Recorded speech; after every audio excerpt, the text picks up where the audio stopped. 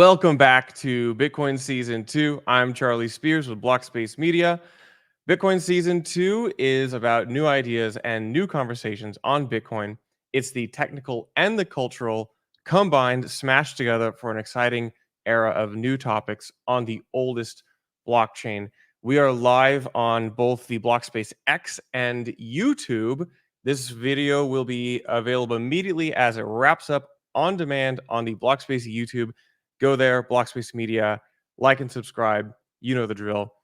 Today, we are talking to Psifour, self-described cypherpunk and legendary Ordinals dev. Cypherpunk is one of the most sought-after Ordinals developers in the entire ecosystem and has worked with or consulted for many of the well-known projects and teams. We're going to talk about how the Ordinals ecosystem works, how Ordinals wallet architecture works, how Ordinals infrastructure currently works and can be improved, and some of Psifour's personal work and projects, most notably, and my favorite, his fork of Sparrow wallet. Psifour is a notoriously honest technical mind, earning himself the nickname Grumpy Dinosaur if you've been tuning into the spaces. And he is also a good friend of mine. I will bring him up on stage. Psy, welcome to Bitcoin Season 2. Hey, how we doing today? Fantastic. So, Cypher's a pseudonym. Don't have to go into your real doc's name, but even your friends call you Psy.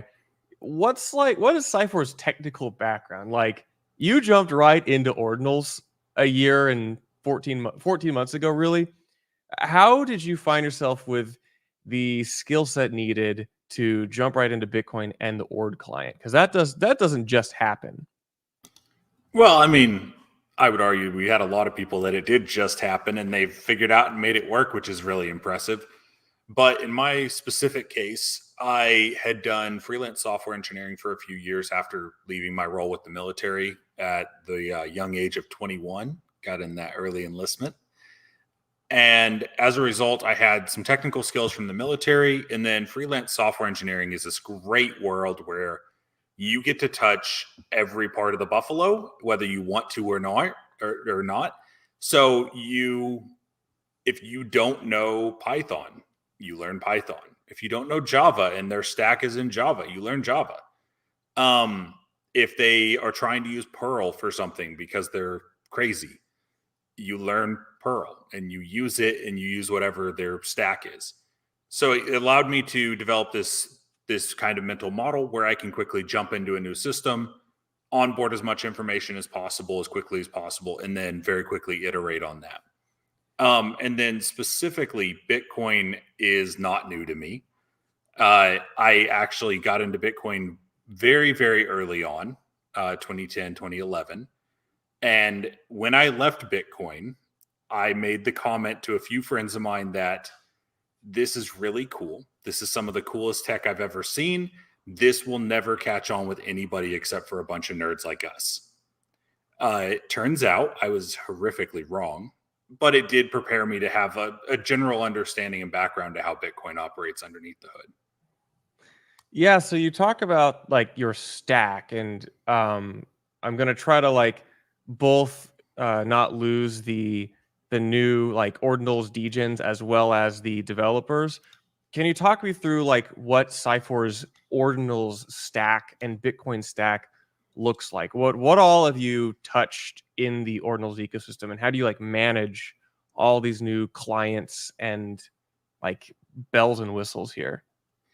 Yeah, so at the very beginning, you start very simple. Most people who come into Ordinals and want to get involved with the tech, you run a Bitcoin core node because it's simple, accessible, has great documentation, unlike some of the other options out there, and you run the Ord client. It's a great starting place. It's honestly even a great stopping place if you're not technically minded, but you've managed to push down that rabbit trail because you want to be at the cutting edge of whatever Casey's building. Let's imagine you want to go a little bit further. Maybe you decide to compile Ord from scratch because you want to change some settings that aren't exposed as flags. You want to make it to where you can do this oddball thing over here that you can specifically force not spending from a specific address, all sorts of goofy, odd things that may come up on any particular given project of inscriptions that you're working on. So you start compiling Rust to have an ORD client change. Then you realize that you don't like something in your Bitcoin Core node. So you now are compiling Bitcoin Core with this tiny little tweak you've made. And these kind of build on top of each other. Now you're compiling two different things. Very quickly you go, okay, but do I really need to do these specific pieces of software?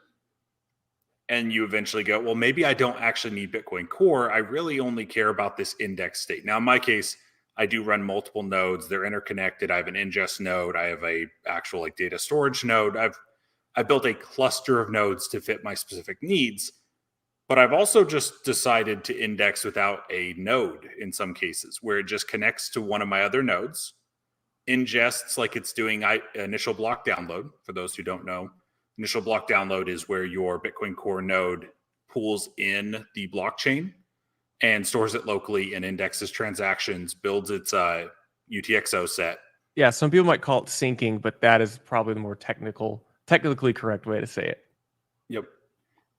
So I've even gone out of my way to just pull from another node using the same protocol that initial block download does and index that.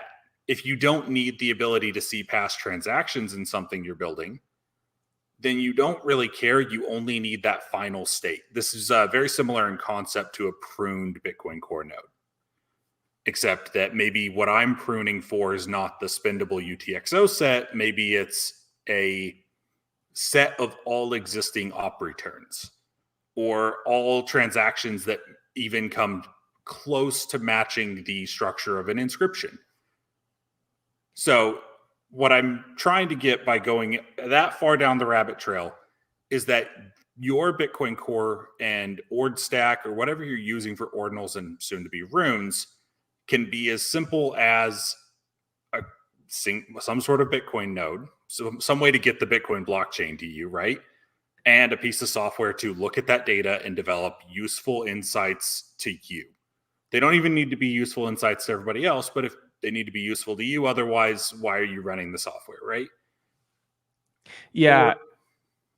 Well, it's funny that you kind of sidebarred this, but you mentioned like you could, whatever interests you, and you said like if you wanted to index or see all the op returns. It's funny because you had this idea a year ago, and what's everybody talking right now? Everybody's talking about a fungible token protocol, runes, which is an op return where you need this awareness of that data field in Bitcoin. It's very interesting that you talk about this and you talk about the stack. I'll let you keep going though.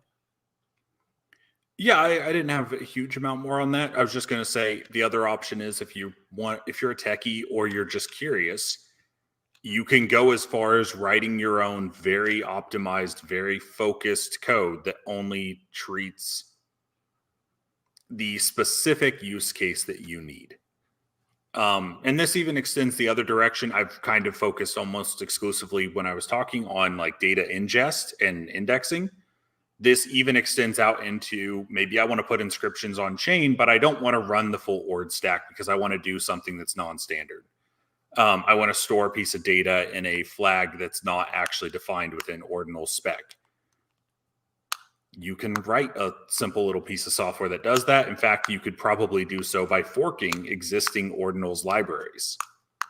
Which is interesting, and we'll probably come back to that because towards the end of our conversation, we'll probably talk about the various forks or interpretations of ordinals. But I think maybe a good place to start would be like, I have this topic, the state of ordinals indexers.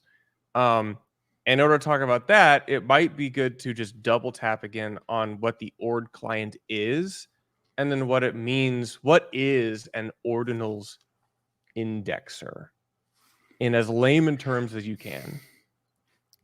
Sure. So the ordinals client itself is going to be a fun one to unpack, but at its core, the ordinals client does multiple different things. The one that you get to explore the most often is if you go to ordinals.com, that explorer that shows all the inscriptions and has the history and lets you look through transactions at the sats. That's the ordinals client. The ordinals client has a full-featured HTTP hosted web page for an explorer. The Ordinals client includes a wallet interface. It's actually a full-fledged wallet in most, depending on how you define wallet. It can receive to deterministic addresses. It can send Bitcoin out. It can inscribe, and it can identify inscribed or inscriptions that you have within your wallet. So it's a full-fledged wallet. And then it's also a data tool where you can dump massive amounts of really useful and interesting data, like where are all the uncommons right now? Or what all, sats do I have, according to ordinal theory, that contain the word dog?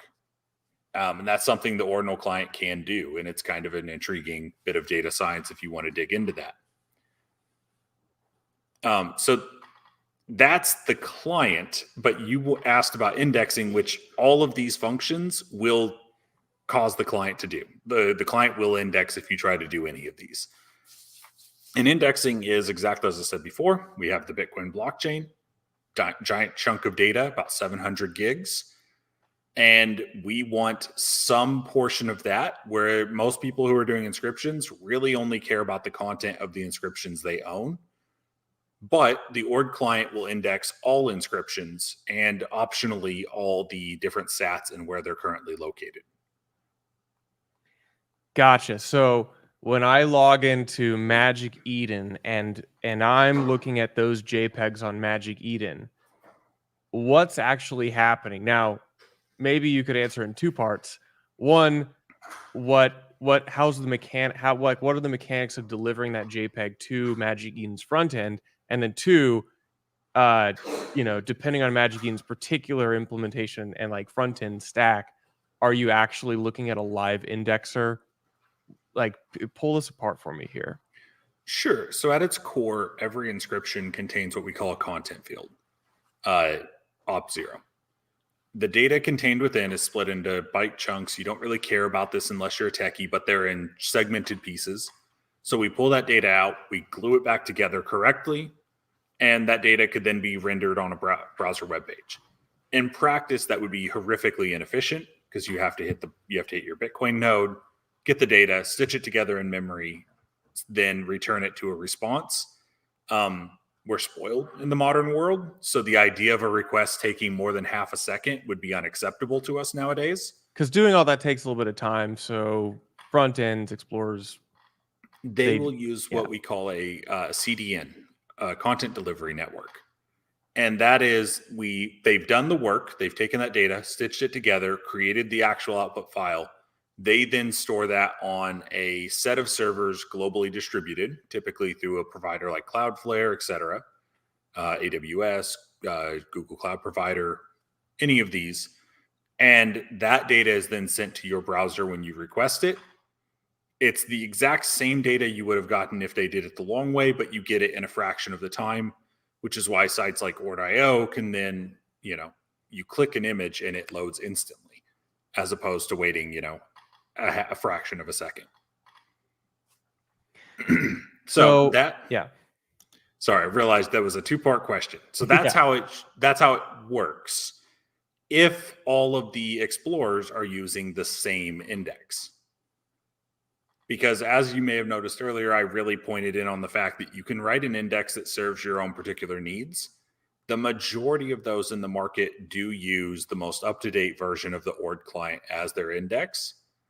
But there's nothing preventing you from saying, well, this would be disqualifying from something being an inscription within Ord. I don't view it that way. I'm going to index and display that on my particular explorer. This happened with some things that eventually became cursed inscriptions. This happened a few times where things weren't originally part of or were purposefully excluded from the Ord client. It could be argued that this may have already happened with different script types, such as native SegWit.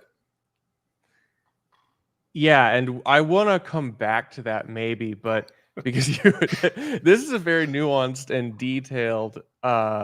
It's hard to talk about ordinals indexes without getting into the weeds of Bitcoin itself, because you talked about different parts of the witness field, and you talk about kind of a broad and somewhat hard to understand concept for people, which is like the definition of an inscription.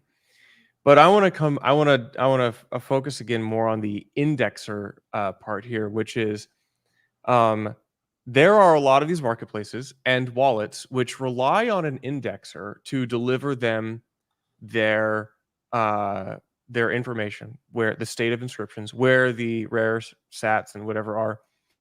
And sometimes these tools, so we might call it eat your own dog food, as in they run their own indexing and then they deliver that and use it for whatever kind of front end tools they want. But there's also, it seems to be an emerging business where you have teams which focus on the actual indexing and then delivering that index to a third party, a client, who then uses that to build a tool, say a wallet or a marketplace. Could you talk a bit about this relationship? And then are there a bunch of different indexers? Do we know the landscape of, all right, is everybody using the same indexer? Is this an issue?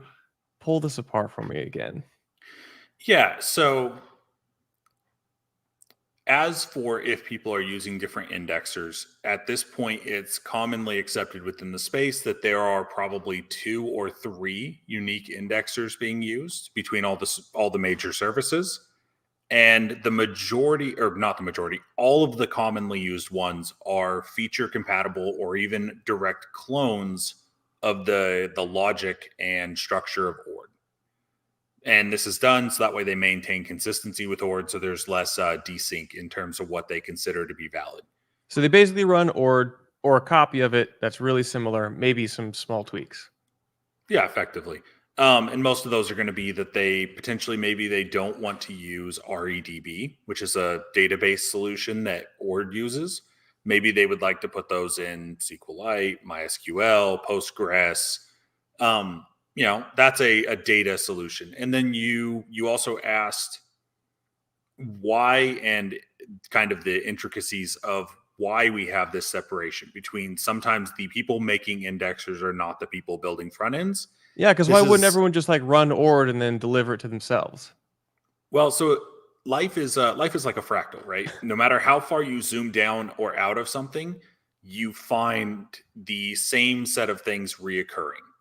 So if we look inside of a single corporation, the guy writing their database solution and the hard hitting, like very data focused code on the back end is not the guy building your front end. And he is also usually not the guy designing the front end. So those are 3 different roles that happen. So when we zoom out, and the reason I say life is like a fractal is you have those same roles being presented by entire companies. So a company that's building an indexer, but not really heavily focused in an explorer, you're going to find that effectively what they're doing is they are providing all of the services that a back-end engineer would do within other companies, but now it can be outsourced, reducing the complexity for each individual company. And then you have Ord.io, who has an amazing backend, amazing DevOps, but they probably are still using somebody else's indexer.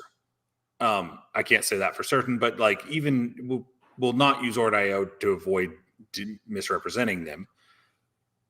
But it's very possible, and if a explorer wanted to, they have no need to get their hands dirty directly with an indexer. So it separates it into those 3 distinct roles again, where a design firm could be used to design what the site should look like.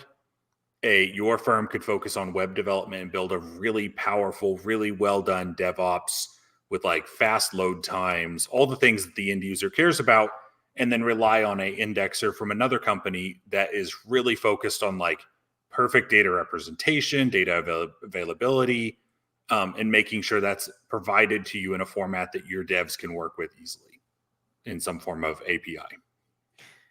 Now Cypher's spicy take time. What do you think this is? How do you think the ideal? What would you like the ecosystem to look like? Is this an okay arrangement or kind of characteristic that we have right now, or could this be improved structurally at the ecosystem level? I think that there is a need, just like Bitcoin has started to discover recently, there is a need for variety in the clients that perform certain types of indexing. And I say that because in Bitcoin Core now, 90 plus, well above 90%. Some people estimate even above 98 or 99% of nodes run Bitcoin Core within the last 3 or 4 versions. That to people who are concerned about tech sometimes looks a little scary. I would say the same thing should be applied to Ord, where if we were to have cooperative and aligned additional clients that could be used, it may help to identify problems that arise ahead of time instead of them being discovered later and being much harder to triage and fix. So I'm actually very for this idea of indexers being built separately, then explorers being built separately, then design, and even separately from the protocol itself to a certain extent. I didn't hit on it too hard, but that was actually one of my main complaints. I've given Raph a hard time about this every time I've met him in person, I would guess, is that the Ord client is amazing. It does so many things so well. But because it does so many things, it doesn't do them as well as a focused piece of software could, because it's a very good explorer. It's not a perfect explorer. It's got decent DevOps like fundamentals because it's built on top of Rust, very well put together in those regards, but it's not going to have the load time of something like Ord.io, which is very focused in their DevOps, and that their delivery time for assets is incredibly low.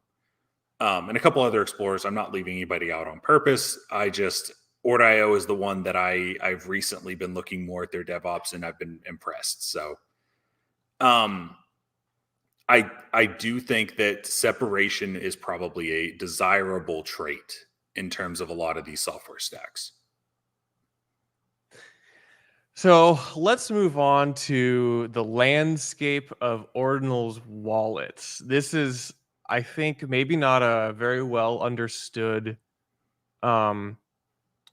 curiosity in Ordinals. That it's, I don't know if like a lot of people really appreciate how a wallet, what we think of as a wallet, delivers the inscriptions inside of it, the ordinals inside of it to the user, because that wallet is downstream of the indexer, which we just talked about. Could you talk a little bit about what the difference between a Bitcoin wallet and an ordinals wallet is, or maybe, and we use the term, an ordinals aware Bitcoin wallet? Can you explain this for me? Yeah, sorry, I was reading a comment. It was a good comment. So first, I actually think instead of thinking in terms of inscriptions or ordinals, we say everything to do with ordinal theory and wallets that aren't ordinals aware. Separate them into those two camps to start. And we've come a long way. We have some pretty reasonable, well put together wallet options now. Unisat, Xverse, Leather, they renamed. I still don't like the rebrand, but at the end of the day, I'm not a product design guy. And as I said before, everything should be divided into the people who are best at what they do. There's Magic Eden, Oil, OKX, and then there's also some others. And Sparrow, which we'll go back to in a little bit. Yeah, Sparrow's on the other side. That was the one I was going to contrast it with afterwards. So we have those set of wallets that have come along. They've decided to be ordinal aware. They've done a pretty decent job of being a Bitcoin wallet, because this is the concern that is probably the hardest thing that they're going to have to work on, even though they've done pretty good so far. Is a good wallet for ordinals is a Bitcoin wallet that is ordinals aware, not a wallet that is an ordinals wallet. Strictly just being a wallet that does ordinals means that you're probably doing Bitcoin wrong, which means eventually you are going to make a mistake. You're going to do something that doesn't work the way you expect because you're not Bitcoin first. Ordinals and inscriptions are on Bitcoin. You have to respect the base layer. You have to understand that's the protocol we're working on. If you try to install an Android app on your computer, it's not going to work well. If you try to pretend that the Android app is a computer app, you're going to run into problems as well, even emulating it. Similar thing, if you try to pretend ordinals is the core thing, you're going to run into issues when you get bit by the fact that we run on Bitcoin underneath the hood. So that's the ordinals aware side of the house. Then we have the non-ordinals aware currently or partially ordinals aware things like Sparrow, most of the mobile wallets that are not part of this new contingent that we've listed off. These are excellent wallets in some cases. Sparrow's used by Bitcoiners for years, and it's used because it's really, really good at what it is. It's a wallet with an excessive focus on like control of your individual UTXOs. This may come as a surprise. Ordinals has a very strong correlation with controlling your UTXOs properly. So it has very good synergy there, but it is expressly not ordinals aware in its current implementation. So those are the two distinct sides. And then there's a lot of blending that you can very quickly arrive at if you're willing to bend the rules for either piece of software. So what are like some of the goofy challenges? What are some of the challenges when a wallet becomes ordinals aware and interfaces with users, say Xverse or Unisat? Like what is actually going on there? We know they have to consume an indexer, they have to somehow relate it to the user, but like talk me through how that actually works and then some of the challenges when building that. Yeah. So one of the things we have is HD, deterministic wallets, where we can derive addresses from a seed phrase. So we take a mnemonic, or we even just take a raw private key, and through a mathematical process, we derive a new key that can be proven to be a descendant of the other one, but more importantly, can be recovered given the parent key. So once we have that, we can have a whole bunch of addresses that all actually come from one origin or master key. This makes things really challenging when you think in terms of an indexer. So if I have one address, let's imagine the Xverse model as an example here, that I expect an inscription to be in. I can go to an indexing service who provides me an API. I can say, hey, show me the inscriptions for address A. And they'll show that to me. And this is a design decision that Xverse went with that's not really super Bitcoiny, where they've got their wallets split up in a unique way. That works great. It did allow them to bring an amazing wallet product to market very quickly. But it does lead to you only having that one unique address for your inscriptions, easily accessible, as opposed to something like Sparrow, where I've used tens of thousands of addresses within the last 14 months. Which does potentially inhibit your ability to have good privacy, which, debatable if you care about that. Maybe you're not a traditional Bitcoiner. Maybe you're here specifically because you like the fancy pictures, in which case there's no judgment. But a lot of the people who want this stuff on Bitcoin want the fancy pictures. We very much like this vibe of fun NFT stuff and, a little bit of degen stuff happening on chain, but we also still want the really cool ideas, technology, and how to express this, a lot of the ideology of the old school Bitcoiners, the old guard, where they care about their privacy, they care about security, permissionlessness, trustlessness. Those are really important concepts to a lot of us. So single addresses are negative in that regard. And I bring them up because now let's imagine I have a wallet like I do, where I have one inscription in 100 different addresses. When I go to that indexing API, I now need to ask it 100 separate times. Hey, can you tell me which inscriptions are in address A and B and C and D? And this is something that'll improve over time. Eventually, you'll just ask giving a derivation path and an XPub.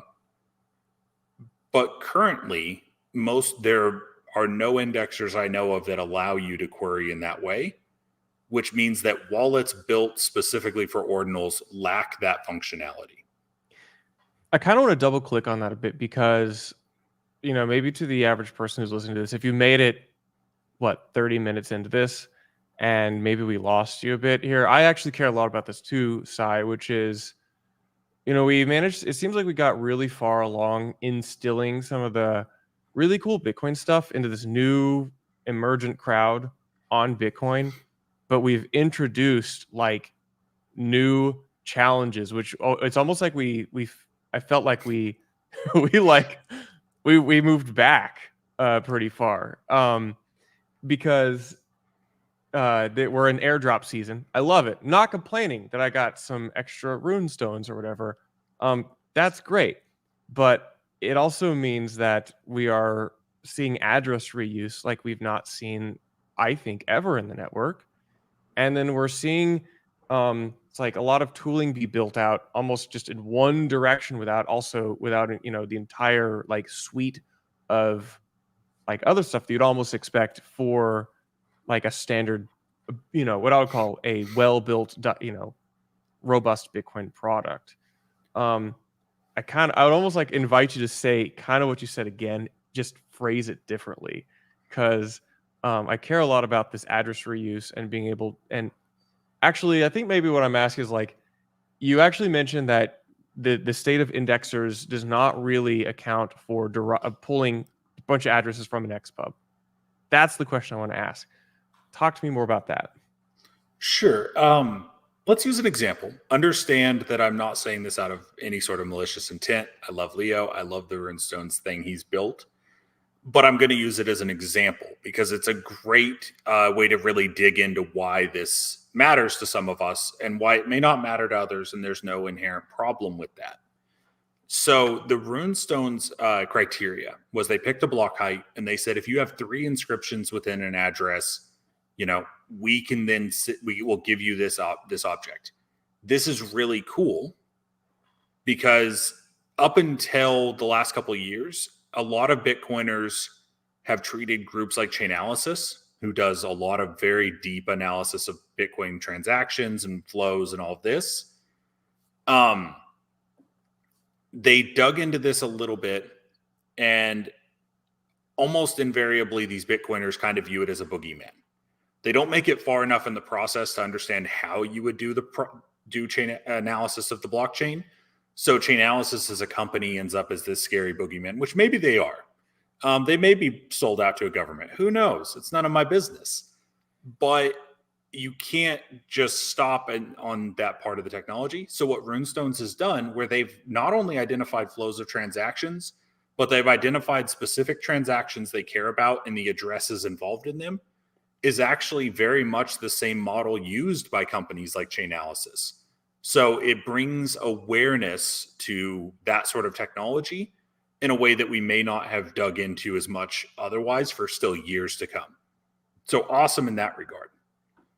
However, we also have inadvertently encouraged address reuse, where you only get this airdrop if you've put multiple inscriptions within a single address.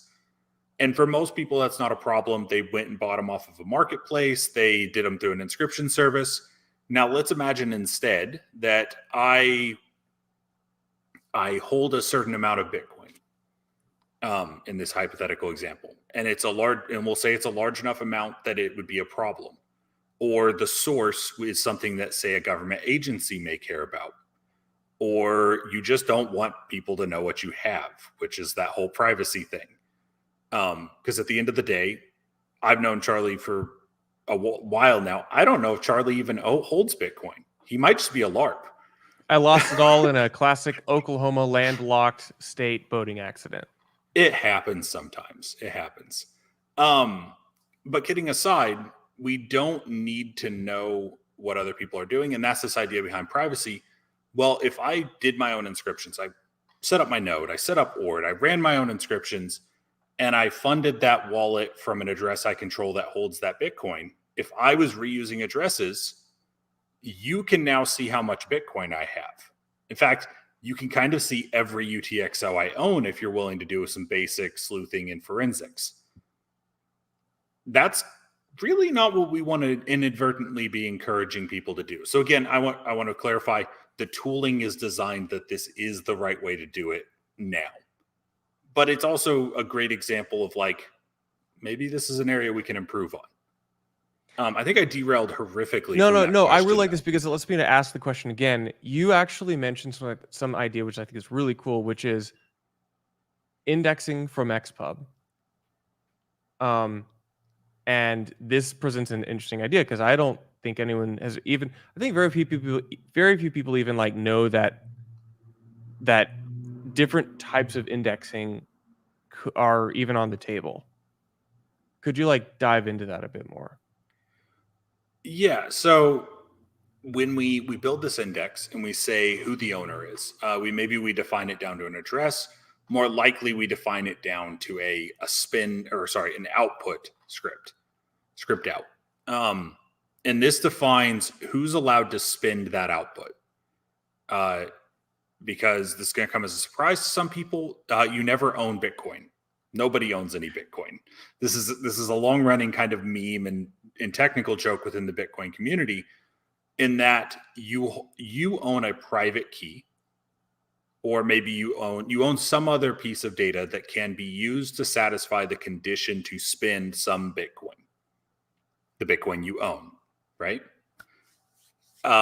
So what we'll do is when we define in our database of owners, we take what that condition you have to satisfy is, instead of saying it's address in. Because what happens if you don't have, in the future, maybe we get a new script type. Do we want to run the risk that something gets routed through a script that we don't have the ability to generate addresses for yet? There's ways that could become a problem, so it's easier to store it that way. But now let's imagine we do store it that way, and I want to go look up a whole range of addresses. I want to look up 10,000 addresses from my Sparrow.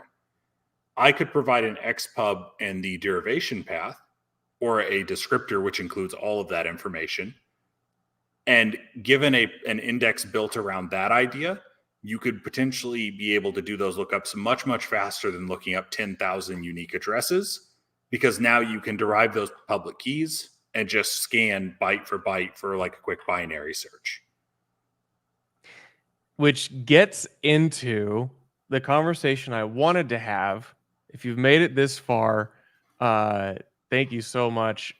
To me, one of the most interesting things is a project you embarked on almost out of necessity, Sai, about a year ago, which is taking Sparrow Wallet, which kind of became like the de facto DIY, do-it-yourself Ordinals coin control wallet.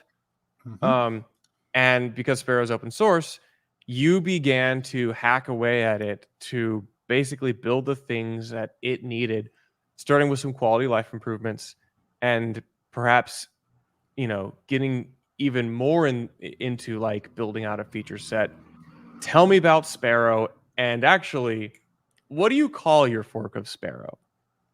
Sure. So as just a side hobby, I started making tweaks to my personal copy of Sparrow I use. Maybe I didn't want to reorder my outputs every time I generate a transaction, because ordinal theory cares a lot about the order of outputs. So you just disable that in the code. Because Sparrow Wallet kind of rolls the dice on the outputs each time. Which is great for privacy, bad for ordinal theory. So there's a reason for it. It's not like they're just trying to mess with people. Craig, who created Sparrow, or is I eventually need to find out guy. Is there anyone else involved in the Sparrow team who I should be crediting as well? This is a concern I've actually had a few times, where I want to always shout out Craig because he's amazing. Yeah, shout out Craig. I assume Craig has lots of help. Certainly there's a lot of volunteers like in the Telegram, like Tech Help, which has a love-hate relationship with the influx of Ordinals users. But yeah, obviously, shout out Craig. He is a fantastic person leading the Bitcoin ecosystem. Okay, so yeah, sorry for the derail. Just always love Craig. And anybody who's ever putting effort into Sparrow itself on their repo. But maybe what I want to do doesn't perfectly align with the the development goals of Sparrow. So you make little tweaks and changes. And I did this a few times, eventually leading to me creating a full-on fork that I have in my GitHub. I have sadly not pushed all my local changes to it. I keep saying eventually I will. That I have dubbed Raven. Hopefully, now that I have a bit more time, having left my role with my previous employer now, I'll be able to actually build Raven out with all the cool tech that I have locally in a way that's safe and reliable for the general populace to use. Raven is a smarter version of a Sparrow, right? That's kind of the goal. And then we can kind of dig into these things that people, if they wanted to go build them themselves, they're highly technical. The reason these will not be made available today or tomorrow or potentially even this month to the general public is because doing them safely could be challenging, or doing them in a way that's less brittle could be challenging.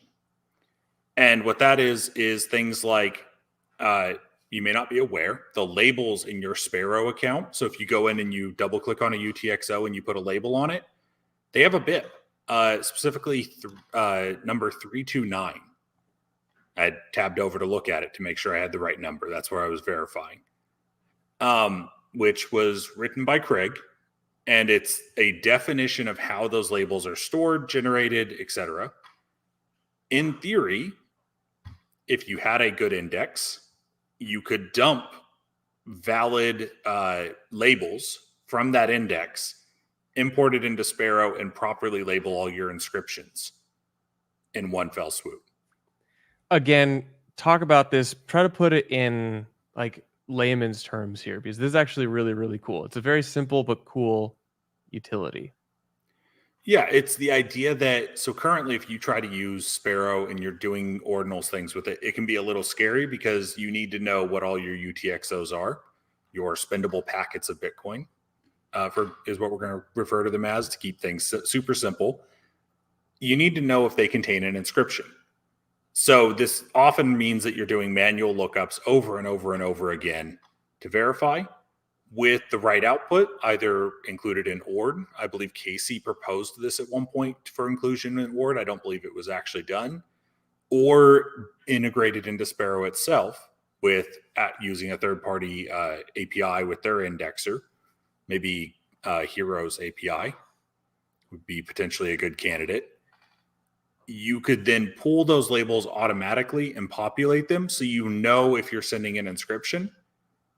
Then by tweaking your Sparrow further, you could make it to where if it has a label of inscription, maybe don't let you spend it in a way that looks unsafe without, confirmation that you're doing that on purpose. So very quickly, these little tiny tweaks could be built out into making Sparrow perform like an Ordinals aware wallet. It's not going to be as safe as a wallet built to kind of coddle you a little bit more, but it would definitely give you the ability to be more safe. And the upside, you're then using Sparrow. Whether it's a fork with these little tweaks that we value or not is largely irrelevant. You're using a tool that's very, very similar to a standard tool for Bitcoiners. And that will go a long way towards making a bridge where now you can have conversations about how you're managing your Bitcoin, how you're working with your UTXOs. And it's not a separate system where we go, yeah, we're using Xverse. The average Bitcoiner doesn't use Xverse. But if you could say you're using Sparrow, then you can have an actual conversation about what you're doing. Could you talk to me more about some of the interesting tweaks and things that you've been tinkering with on your fork of Sparrow, Raven? And then I kind of want to talk about other things you envision if you had all the time in the world, stuff that you would build. So what are some of the tweaks you're working on right now? So again, there's things that are just quality of life if you're using it often. Specifically, ordering of inputs and outputs is really important. So outputs being shuffled every time you created a transaction was a problem, made it very hard to build complex transactions. You just disable that. Long term, in a public version of my fork, that would then be put behind a options flag or even just a checkbox to say, don't scramble my transaction. Because again, it's a very valuable feature. It does contribute to your privacy.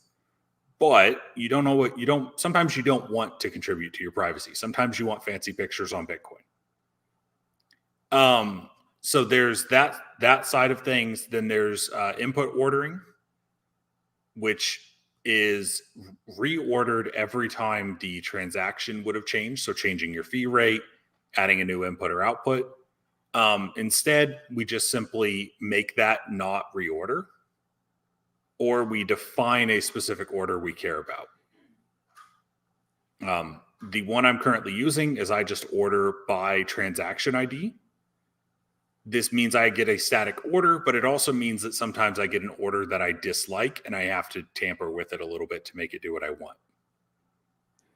Yeah, I mean, I think you breeze over a lot of the stuff because, it's very intuitive to you. You speak kind of fluidly with this idea, oh, well, just order by transaction ID. But that's a really interesting feature where, like, you could just basically, it'd make it a lot more coherent. You could basically order your inputs canonically as they happened on chain, which is really important. Well, and this is something that's happened recently. I believe the current version of Raven that's on my repo, I'd have to verify if this got pushed. Again, I've been terrible about pushing anything open source in the last 6 months. Hopefully that improves now that I'm fully independent again. We'll find out. But a member of the community approached me and mentioned that sweeping a Sats card from, one of the great wallet companies out there resulted in unexpected ordering on the transaction it generated. Specifically, it was spending in a way that would have caused the inscription on the card to be lost instead of the preferred order, which would preserve that inscription. There's a solution for this. The easiest one being to do them canonically or in order of date received, ascending. The idea being that the newest transaction should always be the last input. So at any point in time, if you had a high value asset on one of these cards and you're using the sweep transaction, if they're sorted in that way, you will end up in a situation where you'll be able to prevent spending valuable inscriptions, sats, whatever you view as valuable. It's largely irrelevant. The definition of value is a personal one. But whatever's valuable to you should be able to be protected is kind of the idea there. So what are some of the interesting things that you think could be implemented, perhaps maybe by you or by someone else who's savvy with both ordinals, the needs for the ecosystem and wallet architecture? What are some interesting things or ideas that you think we might see once enough hackers like you have enough time? So one is easier inscriptions.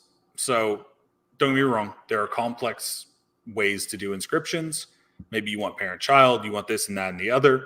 You can make it complex enough that it needs a more delicate touch, whether that's you go learn to do it yourself, you ask somebody to do it for you. A large part of my independent work is people coming to me asking for me to do inscriptions for them. But there's also just a lot of easy inscriptions where it's like, I want to put 10 pictures that I took on chain. That shouldn't require anybody's help. It really shouldn't require you to open a terminal. And as much as I want you to go run a node and learn the Ord client and go through this whole process of learning, it really shouldn't require that either. And then I would go one further and say that you also shouldn't have to pay a third party to put your 10 pictures that you took on chain. This is a spicy take and I really like it. Tell me how I can inscribe for free through Sparrow sometime in the future.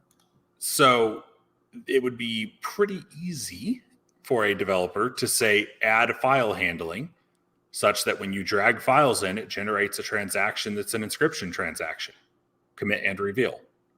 And then you click sign and send, sign and send.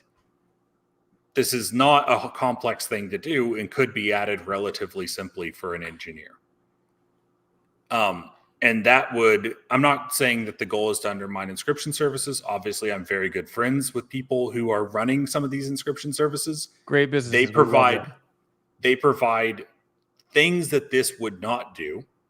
And I would personally, if I was building it, never include these things because they're, a little bit more finicky. You need to dig a bit more into it. It's not as straightforward as just inscribing a single file. If you want parent-child, go use a service that provides that for you or learn how to do it. But if you just want to put a single image on chain, there's no reason that should be complex. That should be a drag and a drop and click the button. So you could do things like that relatively easily.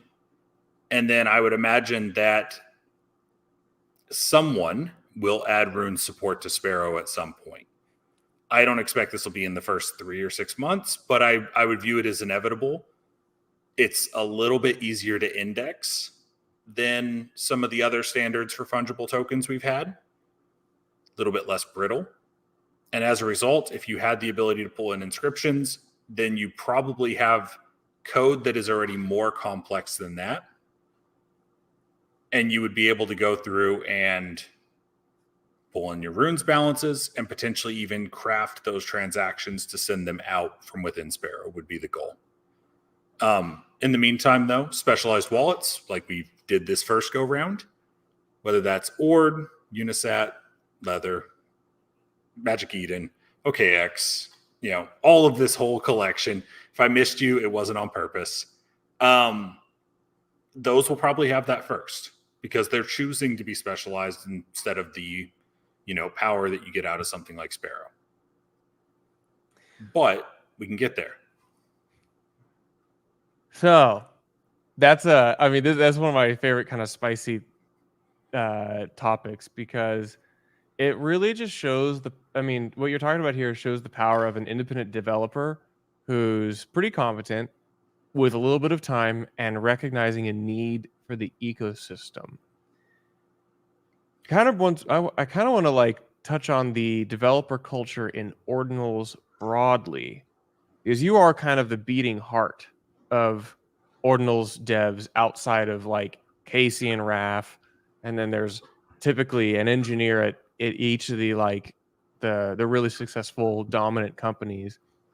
But we were talking about this a year ago about how that there's really not many people who understand how to build and develop in the Ordinals ecosystem. In fact, it's led to a developer crunch. There's too many jobs for Ord devs and not enough Ord devs. and it's mainly because, and I think you probably agree with this, that being an Ordinals developer is really downstream. Being a full stack Ord dev really is downstream of being a Bitcoin developer. So you kind of have to understand Bitcoin in order to understand Ordinals. Casey talks about this. Why? Feel free to be candid. Why are there not more Ordinals developers? Okay. This one's fun. So when you talk about specialized people in specialized fields, Ordinals is multiple filters deep, as you pointed out, Charlie, where you need to understand Bitcoin, you need to understand Ordinals, and then you also need to understand, some of the needs of the user base. Where this becomes a problem is Bitcoin development community has lost a significant amount of mind share over the last, I'd say, 6 to 8 years. And without naming any names, a lot of this is due to the litigious nature of certain network participants who have chosen to use the legal system as a sword against others who are building the same thing as us. And in no uncertain terms, I consider legal threats. If you're bringing the legal system into Bitcoin, 1, I hope you have a great reason. 2, that's an immediate no from me ever wanting to work with those sort of people. But it's resulted in us losing a lot of great developers and, by extension, the mind share that they contributed to this ecosystem. So now that very small pool of candidates, right, got cut down. Then Ordinals comes around, and that pool is a subset of that first pool. So we made the pool smaller, and then we took a piece of that. And then a certain number of Bitcoiners have decided that using transactions in a consensus valid way is the work of the devil and should be decried. And that has caused certain developers who were very interested early on thought it was a fun piece of tech, really wanted to dig into it. I mean, I had great conversations with some of these people. Now won't touch it, not because they're not interested, but because there is a cult of personality that they don't want to fall counter to, because it's, it could be the difference between them getting funding as a Bitcoin core dev in the future or not, depending on where they fall with certain companies. And I'm never going to judge a developer for that. To be very clear, everybody's got to put food on the table. If that's you, I hope you get all the sponsorships in the world. I hope you write great Bitcoin core code, or at least that you are looking at PRs or whatever you're doing. Maybe you're just doing outreach by going to these conferences and telling people how Bitcoin's awesome, which is also super useful.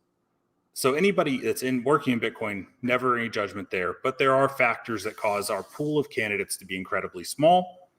And then we've drastically increased the demand for those candidates through an industry deciding it's going to skyrocket overnight from nowhere, literally appearing out of thin air at the start of last year and turning into, quote unquote, an industry, which even early on, I didn't think that would be the case. Like, me and Charlie jokingly used to say things along the lines of, I don't think this will take off long-term for the pictures, but I was really excited about the tech. I'm like, oh man, we could put like books on chain. We should put all the books from Project Gutenberg on there. We could put important documents on chain. We could put historical like all these things I was super excited about. Turns out we haven't even got past the pictures yet. So I can't wait to see the hype when we get to that cool stuff. But to loop back, sorry, I love to ramble. I get it. I mean, it sounds like you just need to fractionalize Project Gutenberg or something. I don't know. It's something that I've talked to a few members of the community about a couple times. The idea of fractionalizing giant amounts of literary history as sheets and allowing people to inscribe them independently. Shout out Project Spartacus, who has been doing that with the war logs. So we would love to see that. I know that they actually kind of paused that due to some backend challenges. That would be a really cool project to see spin up again and run to completion. When you say backend challenges, you mean they didn't have developers. Exactly. That's the whole thing. Is because like that requires basic that they were running an inscription service on the back end, and that's what holds them up because it's expensive, it's technical. Yeah.